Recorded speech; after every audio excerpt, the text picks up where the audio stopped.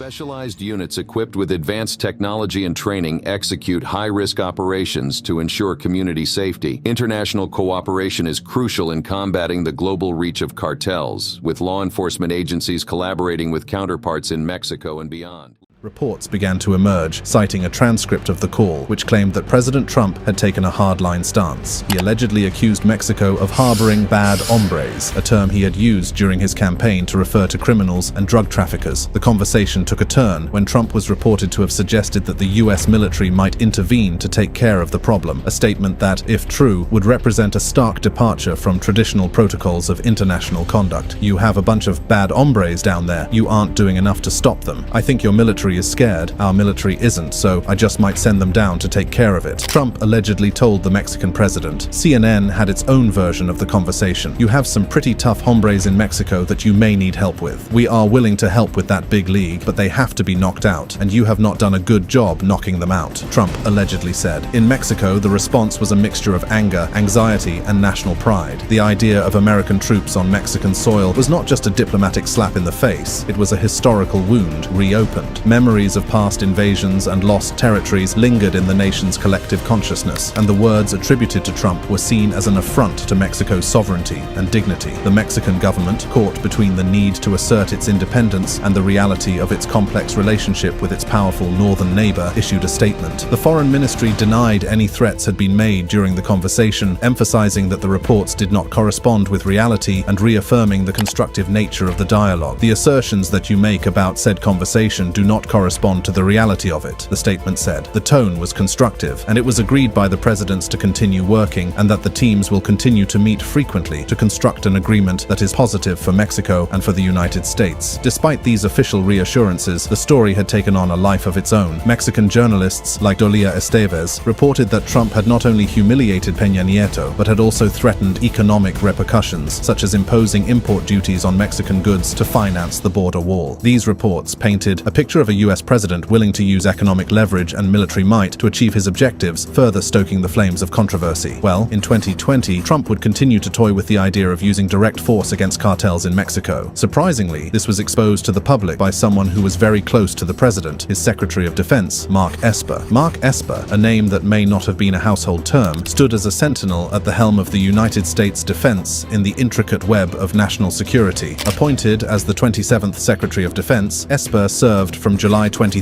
2019 to November 9, 2020. His tenure, though relatively brief, was marked by a tumultuous period in American history, punctuated by escalating global tensions and domestic unrest. Apart from that, his tenure was also marked by a relentless battle against a tide of narcotics on the southern border. Against this backdrop of desperation and conflict, President Trump made an outrageous suggestion to his Secretary of Defense: the idea of using military might in the form of missile strikes to dismantle the drug labs of Mexico is one that would seem more at home in the realm of fiction. Yet, according to Esper, this was a genuine consideration by the president. The president pulls me aside on at least a couple of occasions and suggests that maybe we have the US military shoot missiles into Mexico to go after the cartels, Esper revealed. According to Esper, he pushed back on the idea, but Trump responded in the most Trump-like fashion. We would have this private discussion where I'd say, "Mr. President, you know, I understand the motive," because he was very serious about dealing with drugs in America, Esper revealed. I had to explain to him that it would violate international law. It would be terrible for our neighbors to the south. It would,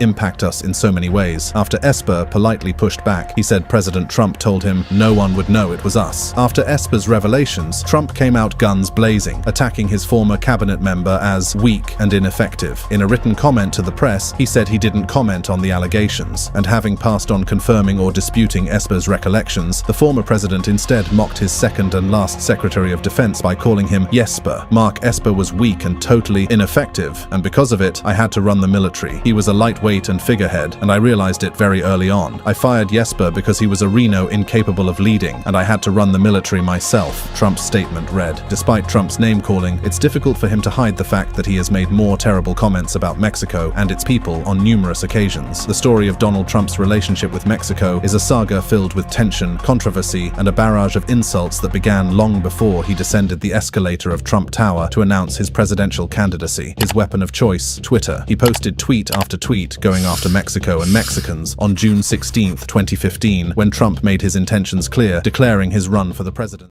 Joe Biden declares war on cartels.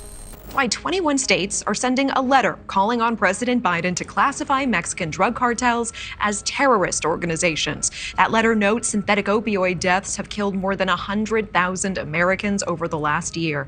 And beyond the alarming number of drugs is the violence. Days before President Biden's visit to Mexico, Ovidio Guzman, son of notorious cartel leader El Chapo, was arrested in Sinaloa, highlighting the urgent need to address Mexican cartels and their impact on the U.S. Guzman is wanted by U.S. officials for his role in the fentanyl trade, a synthetic opioid responsible for around 70,000 American deaths last year. The fentanyl epidemic's gravity becomes clear when compared to other causes of death, surpassing COVID-19, motor accidents, cancer, and suicide. Mexican cartels play a significant role in this crisis, turning the drug trade into a lucrative business. Cartels excel in smuggling fentanyl into the U.S., exploiting the porous border and employing sophisticated evasion methods. The consequences, tearing families apart and plunging communities into despair, demand immediate attention and action. Outrage and calls for action have risen across the U.S., with affected families, activists, and concerned citizens demanding decisive steps to combat cartels and halt the deadly narcotics flow. Biden's visit comes amid this fentanyl crisis, and Guzman's arrest, just before the visit, raises suspicions of political maneuvering by Mexico to demonstrate cooperation in countering fentanyl's cross-border flow. The arrest involved violent shootouts with the Sinaloa cartel, highlighting the risks involved. Analysts stress Biden's need to press Mexico aggressively, addressing not just drug trafficking but also widespread government corruption enabling cartels. Biden is expected to seek Mexico's help in reducing the U.S. demand for Mexican-made drugs and curbing the flow of U.S.-manufactured guns into Mexico. Relations since President López Obrador's tenure have strained, with his non-traditional approach prioritizing social welfare over law enforcement. Skepticism persists about substantial progress resulting from the summit, given historical patterns of unfulfilled promises. The arrest of General Salvador Cienfuegos Zepeda in 2020 strained U.S.-Mexico law enforcement collaboration. The summit's outcome may depend on Biden's direct involvement, urging Mexico to combat corruption and disrupt fentanyl production. Former DEA official Derek Maltz outlines 4 key U.S. demands, including the capture of indicted cartel leaders, joint efforts against border labs, addressing declining lab seizures, and action against chemical precursors and money launderers from China. López Obrador's nationalist stance adds complexity, emphasizing non-interference and expressing grievances with the U.S. The discussions during the summit are poised to address these layered challenges in combating Mexican cartels.